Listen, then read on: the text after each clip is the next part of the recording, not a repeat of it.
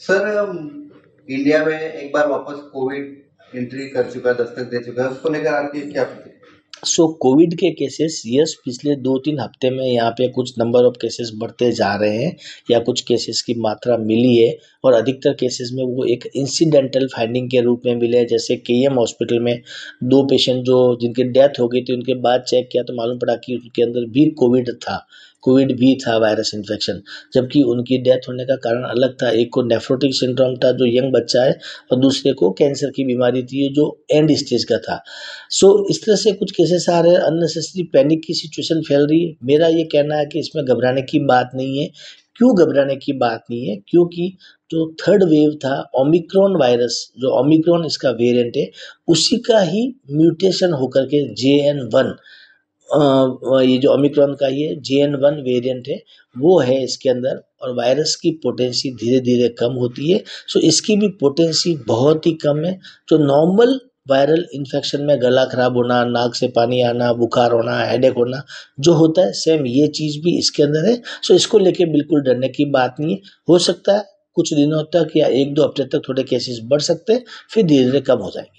पहले के और आपके दोनों में क्या डिफरेंस है कोविड में? सो पहले के जो थे और अभी वाले में कोई फर्क नहीं है। वो भी कोविड था, ये भी कोविड है।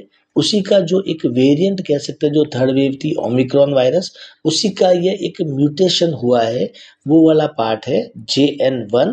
सो बाकी फर्क कुछ नहीं। फर्क आप कह सकते हैं अगर डेल्टा से या फर्स्ट वेव से कंपेयर करेंगे तो उसमें ये है कि इसकी इन्फेक्टिविटी, इसकी पोटेंसी नहीं के बराबर है, बहुत ही हल्की है, बहुत ही कम है। इसलिए इसमें मरीजों को इवन हॉस्पिटल में भर्ती करने की भी ज़रूरत नहीं पड़ती है।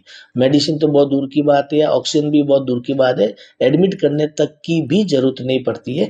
OPD बेसिस पे हम मेडिसिन देते हैं, नॉर्मल जो वायरल पेशेंट में देते हैं, और उसमें मरीज ठीक हो जाता है। लोग पैनिक हो रहे हैं, घबरा रहे हैं, उनके लिए क्या कहेंगे? सो डेफिनेटली लोगों में थोड़ा सा पैनिक की सिचुएशन है, क्योंकि रोजाना नंबर आ रहे हैं कि आज 50 केस हो गए, 60 केस हो गए, 250 केस हो गए।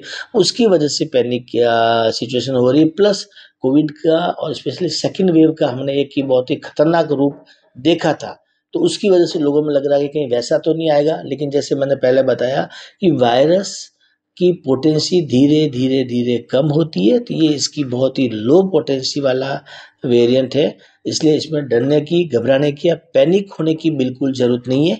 बट ये थोड़ी सावधानी और सतर्कता रखना चाहिए। मास्क जरूरी है। मास्क ऐसे लोगों को पहनना चाहिए जिनको सर्दी, जुकाम, बुखार, नाक से पानी, गले में खिचखिच, खांसी हो रही है, उनको पहनना चाहिए। नॉट ओनली कोविड वायरस के लिए, कोई भी वायरल इन्फेक्शन होता है उसे पहनना चाहिए, ताकि आपसे किसी और को वो वायरल इन्फेक्शन नहीं हो। पहले जो सर्दी नॉर्मली होता है, दोनों सर्दियों में डिफरेंस है कि सेम सर्दी का? ऑलमोस्ट दोनों एक जैसा। नॉर्मल सर्दी होती है वो भी कोई ना कोई वायरस इन्फेक्शन होता है, डेंगू हो सकता है, स्वाइन फ्लू हो सकता है, फ्लू हो सकता है, निमोनिया इन्फेक्शन, काफ़ी सारे वायरल इन्फेक्शन होते हैं। वो कोई भी वायरल इन्फेक्शन हो सकता है, ये भी एक तरह का वायरल इन्फेक्शन नहीं है। तो लगभग एक जैसे ही सिम्टम्स दोनों के अंदर लक्षण रहते हैं। घबराने की जरूरत है? बिल्कुल डरने की बात नहीं है, घबराने की बात नहीं है। No need to be fearful at all, but yes we have to be careful. सावधानी और सतर्कता हमको हर तरह की बीमारियों में रखनी चाहिए, स्पेशली इम्यूनो कम्प्रोमाइज्ड पेशेंट को।